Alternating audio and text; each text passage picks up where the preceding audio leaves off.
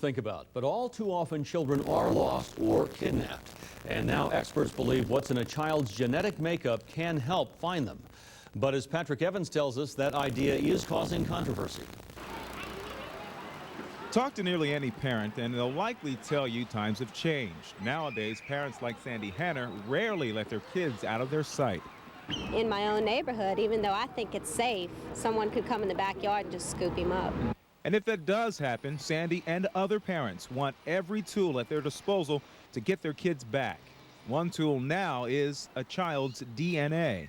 For the longest time, many parents use fingerprints to help identify their kids just in case something happened. Now many of these same parents are turning to DNA samples. Take one swab. Getting a sample is simple. A technician rubs a cotton swab against the inside of your mouth. Cells are collected, then preserved, and given to a parent. There's special paper now that's treated with various chemicals that will preserve the DNA. We don't even need to store that frozen. It can be stored at room temperature. Joe Warren is assistant director at Relia Gene Technologies. They do DNA analysis. He says DNA samples can be an excellent tool for investigators to track down a missing child. A sample already taken can be compared to other traces of DNA left nearly anywhere.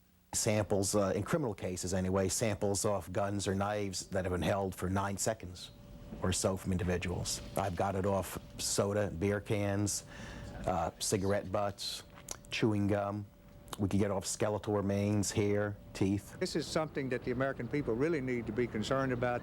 Joe Cook is with the American Civil Liberties Union. He says problems can occur if the DNA sample gets into the wrong hands. The danger is here that Big Brother will use it, and in cases like this, the private sector could end up using it to discriminate against people because of a genetic defect that you might have. I think that's paranoia, and I don't live like that.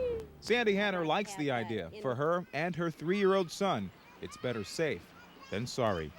I'm Patrick Evans, Eyewitness News, Night Watch. Last year, almost 1 million people were listed as missing in the National Crime Information Computer. Most of them were children or adults with Alzheimer's. Some